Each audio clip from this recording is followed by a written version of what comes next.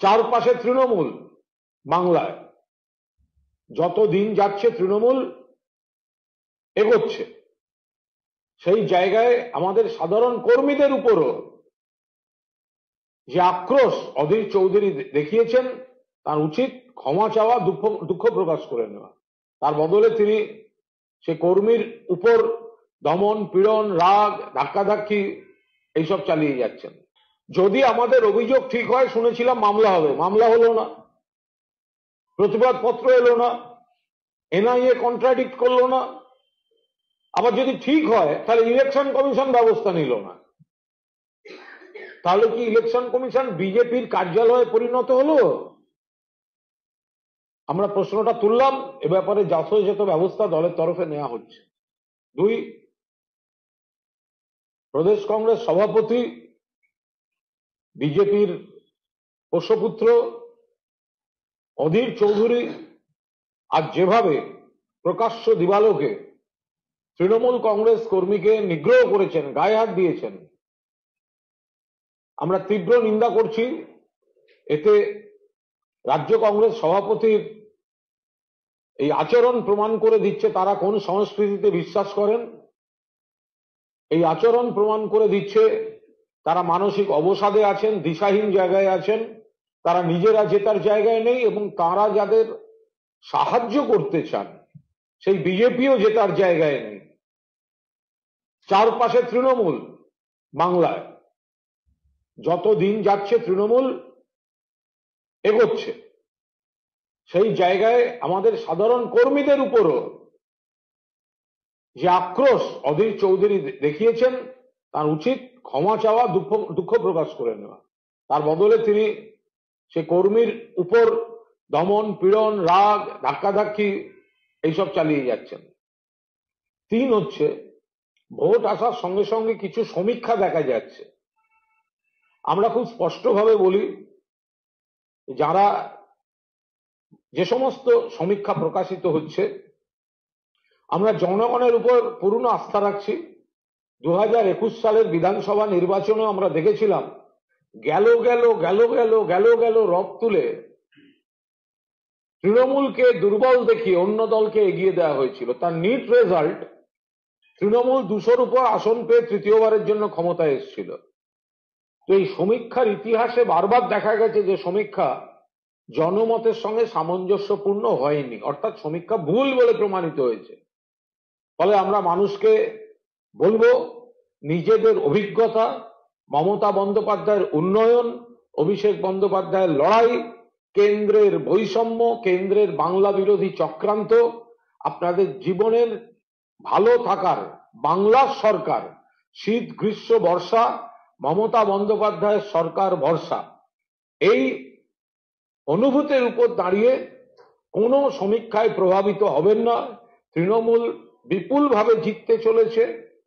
30 থেকে 35টি সিট তৃণমূল পাবে, ওটা 36, 37, 38 অব্দি চলে যায়, যাতে নেতৃত্ব সর্বশক্তিতে চেষ্টা করছেন।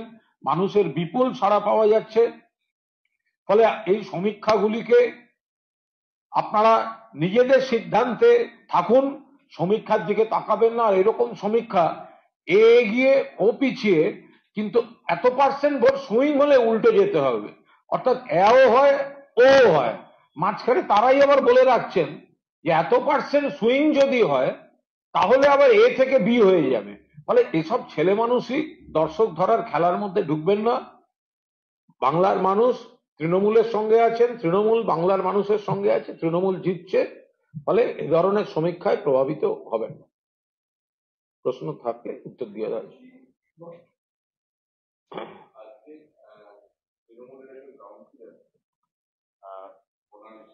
তিনি তো কাল রাত থেকে অবস্থান বিক্ষোভ করছেন, তার স্পেসিফিক কিছু অভিযোগ তৃণমূলের বিরুদ্ধেই অভিযোগ, তৃণমূলের এক সেকশন। এবং সুদীপ বন্দ্যোপাধ্যায় না এলে অবস্থান তুলবেন না, লাস্ট পরে সুদীপ বন্দ্যোপাধ্যায় এলেন, অবস্থান উঠলো। উত্তর কলকাতায় কি হচ্ছে, মানে একজন সাংসদ, দেখুন, একজন কাউন্সিলর, মহিলা কাউন্সিলর মোনালিসা, তার কিছু সমস্যা হচ্ছিল। মোনালিসা সেই তার বক্তব্য জানিয়েছেন, এবং আমাদের জেলা সভাপতি, সাংসদ এবং প্রার্থী সুদীপ বন্দ্যোপাধ্যায় আজ কেন্দ্রীয় কার্যালয়ে গিয়ে তার সঙ্গে দেখা করেছেন। বিষয়টি মিটে গিয়েছে। এটা দলের পক্ষে কতটা কাউন্সিলর, দলের কাউন্সিলর, দলের না, আমরা তো এটা বলছি তো, এটা তো নিশ্চিতভাবে অবাঞ্ছিত ঘটনা যে দলের কাউন্সিলর, বিশেষ করে মহিলা কাউন্সিলরকে কিছু অভিযোগ নিয়ে দলের দপ্তরে গিয়ে ধর্নায় বসতে হচ্ছে, এটা অবাঞ্ছিত ঘটনা। কিন্তু এরপরে আমাদের সভাপতি, প্রার্থী, সাংসদ সুদীপ বন্দ্যোপাধ্যায় তার সঙ্গে কথা বলেছেন এবং কথার মাধ্যমে বিষয়টি সমাধান হয়েছে। তাপস রায়,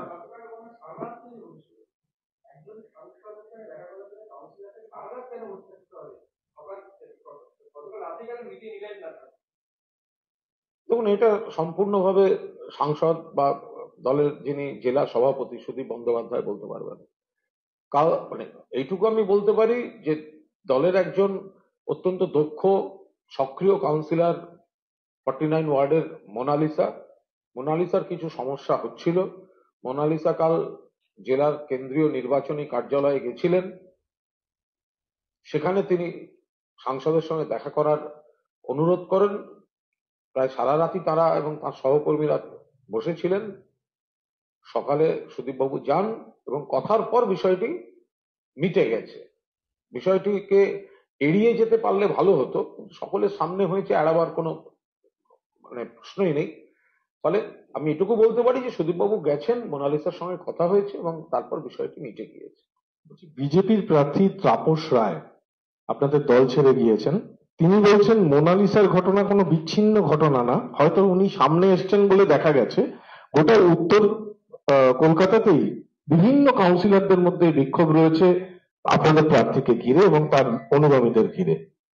দেখুন, উত্তর কলকাতায় তৃণমূল পরিবার এক এবং অটুট রয়েছে। মমতা বন্দ্যোপাধ্যায় এবং অভিষেক বন্দ্যোপাধ্যায় এবং দলের প্রতীক যার কাছে, তিনি গোটা তৃণমূল পরিবারের প্রতিনিধি। ফলে বিরুদ্ধ পক্ষের প্রার্থী কি বলছেন সেটা বড় কথা নয়, তিনি বিভ্রান্তি তৈরি করতে চাইছেন। কিন্তু কোথাও কোথাও কিছু কিছু সমস্যা আছে, সেগুলো আলোচনা করতে করতে মিটতে যাচ্ছে, কিন্তু তৃণমূল পরিবার এক কাট্টা রয়েছে। Welcome to K-Mall, a premium project by Kaleen Group. K-Mall is in the heart of Kolkata's electronic, garment and lifestyle hub, Khidirpur. K-Mall, which is designed as a world-class mall, is the outcome of endless effort of our experts, combined with modern superb techniques and new age design. Book now